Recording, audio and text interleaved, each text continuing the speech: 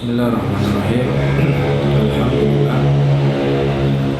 Alhamdulillah hamdan katsiran thayyiban mubarakan fih mubarakan alaih kama yuhibbu rabbuna wa yarda.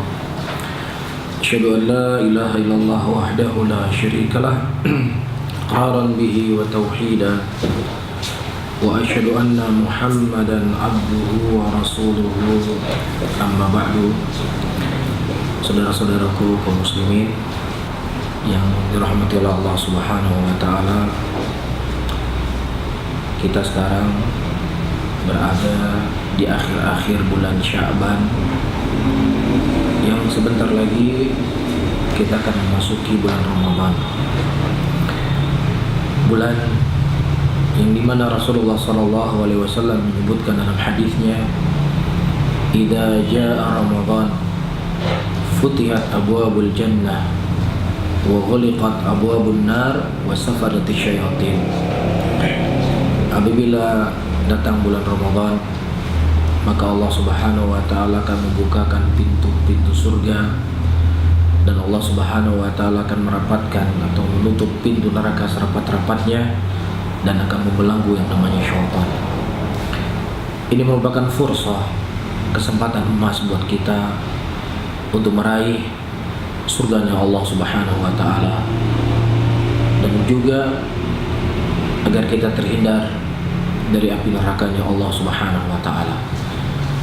Sehingga ada hal-hal yang perlu untuk kita persiapkan menyambut bulan yang suci ini, bulan yang penuh dengan pengampunan. Ketika kita akan kedatangan seorang tamu, yang tamu tersebut adalah orang yang kita hormati, orang yang kita hargai, atau tamu yang kita harapkan kebaikan dunia akan datang kepada kita darinya, pasti kita akan mempersiapkan segala sesuatunya. Kita akan curahkan tenaga, pikiran, dan harta kita. Bagaimana tamu yang datang tersebut, dia akan merasa nyaman dengan kita. Ini sesuatu yang lumrah, sesuatu yang wajar. Namun ini tidak akan menjadi wajar dan akan menjadi kurang ketika tidak ada persiapan apapun yang kita persiapkan menyambut tamu yang sangat mulia, tamu yang akan memberikan kebaikan untuk akhirat kita, tamu yang akan mengantarkan kita ke dalam surganya Allah Subhanahu wa taala. Nabi SAW menyebutkan dalam sebuah hadisnya, "Inna fil jannati baban yuqalu ar-rayyan, yadkhulu fihi as-shaimun." Sesungguhnya dalam surga ada sebuah pintu, yang pintu tersebut dikatakan sebagai pintu Rayyan. Dia akan masuk melalui pintu tersebut orang-orang yang berpuasa. Allah Subhanahu wa taala, saudara-saudaraku kaum muslimin, tidaklah menciptakan kita untuk dunia ini. Allah Subhanahu wa taala menciptakan kita untuk akhirat. Allah Subhanahu wa taala menginginkan agar bagaimana kita semua bisa masuk ke dalam surga. Wallahu yad'u ila daris salam wa yahdi man yasha ila siratal mustaqim. Allah mengajak kalian, menyeru kalian semuanya kepada negeri keselamatan. Oleh karena itu, dalam sebuah ayat ketika Allah Subhanahu wa taala menyebutkan tentang keindahan-keindahan dunia serta perhiasannya, kemudian Allah Subhanahu wa taala berkata, "A'unabbi'ukum bi khairin min dzalikum lilladzina taqaw inda rabbihim." Maukah aku tunjukkan kepada kalian yang lebih baik daripada itu semuanya, surga yang mengalir di dalamnya sungai-sungai. Ini yang Allah inginkan kepada kita. Ini yang Allah Subhanahu wa taala harapkan dari kita semuanya, untuk agar bagaimana kita bisa masuk ke dalam surganya Allah. Dan Nabi kita sallallahu alaihi wasallam, detik-detik sebelum beliau wafat, sampai-sampai beliau dipapah oleh dua sahabatnya untuk berkhutbah ketika itu. Di antara wasiat yang disampaikan oleh Nabi sallallahu alaihi wasallam, "Mau'iduna laysa fid dunya walakin mau'iduna fil akhirah." Pertemuan kita bukanlah di dunia ini, kata Nabi sallallahu alaihi wasallam, namun pertemuan kita yang hakiki di akhirat kelak. Inilah kehidupan seorang muslim. Inilah kehidupan seorang muslimah, agar bagaimana mereka mewarnai kehidupan mereka agar bisa mengantarkan mereka ke dalam surganya Allah. Dan di antara pintu yang akan memudahkan kita jalan menuju surga Allah adalah dengan berpuasa di bulan Ramadan, beramal dengan amalan yang saleh di bulan yang mulia ini. Oleh karena itu, ada hal-hal yang perlu untuk kita persiapkan. Di antara hal yang paling perlu untuk kita persiapkan menyambut bulan Ramadan adalah kesucian hati, kesiapan jiwa untuk menerima, untuk bersemangat menyambut janji-janji Allah Subhanahu wa taala. Saya teringat dengan sebuah ucapan yang disebutkan oleh Al-Imam Ibnu Al-Qayyim rahimahullah, yang dengannya saya dan saudara-saudara saya semuanya bisa menimbang sejauh mana kesiapan hati kita, sejauh mana kesucian jiwa dan hati kita. Al-Imam Ibnu Al-Qayyim rahimahullah ta'ala menyebutkan, utlub qalbak fi thalathatil mawatin, carilah hatimu pada 3 tempat. Yang pertama, inda sima'il Quran, ketika engkau membaca Al-Quran. Sejauh mana hati engkau bisa bergetar, sejauh mana hati engkau bisa merasakan ketenangan dan kesejukan dan timbul rasa cinta kepada Allah dan Rasulnya ketika engkau membaca Al-Quran, ketika engkau mendengarkan ayat-ayat Al-Quran dibaca. Apakah engkau termasuk dari orang-orang yang dikhabarkan oleh Allah Subhanahu wa ta'ala dalam Al-Quranul Karim, innamal mu'minuna alladhi idza dzukirallahu wajilat qulubuhum wa idza tuliyat alaihim ayatuhu zadatum imana.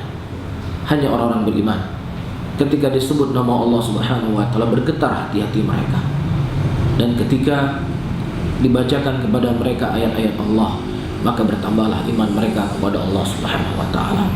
Wahai saudara-saudaraku, apakah kita termasuk dari ayat yang Allah khabarkan, atau kita justru ketika mendengarkan Al-Quran tidak ada yang kita rasakan kecuali hanya kehampaan dari hati kita? Ini menunjukkan kita tidak mendapatkan hati kita di situ. Dan yang kedua, kata Ibnu Al-Qayyim rahimahullah, carilah hatimu ya ketika engkau berada di majelis zikir, ketika engkau berada di majelis ilmu, ketika engkau mendengar hadis-hadis Nabi sallallahu alaihi wasallam dibaca, ketika disebutkan ucapan-ucapan para sahabat Nabi sallallahu alaihi wasallam. Apakah engkau merasakan ketenangan? Apakah engkau merasakan kesejukan? Apakah engkau merasa apa yang dikhabarkan oleh Nabi sallallahu alaihi wasallam dalam hadisnya, la tajma' qaumun fi baiti min buyutillah yatluna kitaballah wa yatadarasuna bainahum illa nazalat alaihimus sakinah wa ghasyiyatuhumur rahmah wa hafathumul malaikatu wa dzakarallahu fi man indah. Telah berkumpul suatu kaum di rumah-rumahnya Allah Subhanahu wa taala yang mereka membacakan kalamullah dan saling mengajarkannya, kecuali Allah Subhanahu wa taala akan menurunkan kepada mereka ketenangan, Allah akan menurunkan kepada mereka kesejukan, Allah akan memberikan kepada mereka rahmat. Apakah Anda merasakan kesejukan tersebut? Apakah Anda merasakan ketenangan tersebut ketika Anda berhadir di majelis ilmu? Kalau seandainya tidak ada, maka tentunya ada sesuatu dengan hati Anda. Dan yang ketiga disebutkan oleh Imam Ibnu Qayyim rahimahullah, carilah hatimu ketika engkau bersendirian. Tidak ada orang bersamamu, tidak ada istrimu bersamamu, tidak ada anak-anakmu bersamamu. Apa yang kau pikirkan? Apakah engkau berpikir ketika engkau bersendirian bagaimana engkau berada dalam kuburmu, ketika malaikat bertanya kepadamu, man rabbuk wa man nabiyyuk wa ma dinuk? Apakah kau berpikir bahwasanya engkau akan berada di tempat tersebut? Atau justru ketika tidak ada orang bersamamu, engkau jadikan kesempatan untuk engkau berselancar ke dunia maya, membuka, melihat apa yang diharamkan oleh Allah Subhanahu wa ta'ala. Kalau seandainya engkau tidak mendapatkan hatimu pada 3 tempat ini, kata Imam Ibnu Qayyim rahimahullah, fas'alullah, mintalah sama Allah Subhanahu wa ta'ala agar Allah Subhanahu wa ta'ala memberikan anugerah kepada engkau hati, karena sesungguhnya engkau tidak punya hati. Nah, ini yang harus kita persiapkan. Persiapan jiwa, persiapan hati, kesucian hati, kesucian jiwa. Ketika hati kita bersih, akan mudah untuk kita menyambut janji-janji Allah Subhanahu wa taala. Ketika hati kita bersih, akan mudah untuk kita melakukan apa yang dikhabarkan oleh baginda Rasulullah sallallahu alaihi wasallam. Namun kalau hati kita berpenyakit, hati kita kotor, hati kita penuh dengan maksiat, maka apa saja janji yang dijanjikan oleh Allah, apa saja janji yang dijanjikan oleh baginda Rasulullah sallallahu alaihi wasallam, tidaklah ada keinginan untuk kita sedikit pun untuk meraihnya. Al-Imam Ibnu Qayyim rahimahullah, beliau menyebutkan, ya, Al-Imam Ibnu Qayyim rahimahullah, beliau menyebutkan hati yang bersih atau hati yang berpenyakit itu seperti badan yang sakit. Ketika seorang badan yang sakit, ya, ketika badannya sakit, apapun makanan yang dihidangkan kepadanya, dia tidak akan pernah merasakan lezat. Walaupun makanan yang paling lezat di dunia dihidangkan kepadanya, walaupun seorang koki yang memasak kepadanya koki yang paling hebat di dunia, dia tidak akan pernah merasakan lezatnya makanan yang dihidangkan tersebut. Nah, begitu pula ketika hati seorang manusia itu sakit. Ketika Allah Subhanahu wa taala berjanji di dalam Al-Qur'an bahwasanya di hari di bulan Ramadan ada satu malam yang malam tersebut ketika seseorang beribadah lebih baik daripada 1000 bulan. Inna anzalnahu fi lailatul qadr. Nah, sesungguhnya kami menurunkan Al-Qur'an di malam Lailatul Qadar. Lailatul Qadri khairun min alfi syahr. Dan malam Lailatul Qadar itu lebih baik daripada 1000 bulan. Bagaimana ketika kita mendengar janji Allah ini? Apakah ada keinginan bagi kita untuk mendapatkannya? Atau justru ya kita berlari? Atau justru tidak ada keinginan sama sekali dari kita? Kalau seandainya tidak ada keinginan sama sekali dari kita untuk meraih apa yang dijanjikan oleh Allah, berarti ada sesuatu dengan hati kita yang harus segera kita obati. Ya, jangan kita berharap dengan hati yang kotor seperti ini kita akan semangat membaca Al-Quran. Jangan kita berharap dengan hati kita yang kotor seperti ini kita akan mudah untuk melakukan ibadah di bulan Ramadan. Oleh karena itu tidak ada persiapan yang paling harus kita persiapkan menyambut bulan Ramadan untuk kita mensucikan hati kita. Nabi SAW menyebutkan dalam hadisnya, Inna fil jasadil mudghah idza salahat salahat jasadu kulluh wa idza fasadat fasadat jasadu kulluh ala wahyal qalbu. Ketahuilah bahwasannya dalam tubuh seorang manusia ada segumpal daging. Apabila baik segumpal daging tersebut, maka akan baik seluruh anggota tubuhnya. Tapi kalau seandainya jelek segumpal daging tersebut, akan jelek seluruh anggota tubuhnya. Ketahuilah bahwasanya itu adalah hati.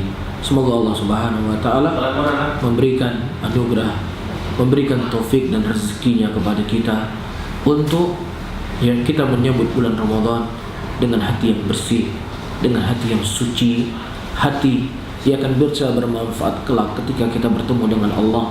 Yauma la yanfa'u malun wala banun illa man atallaha biqalbin salim.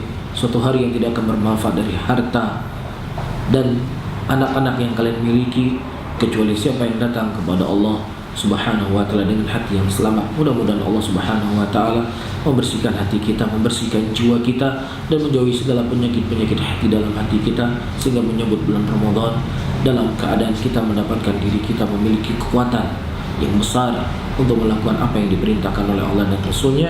Saya akhiri, Allahumma salli ala Muhammadin wa ala alihi wa ashabihi wa man tabi'um bi ihsanin ila yaumiddin.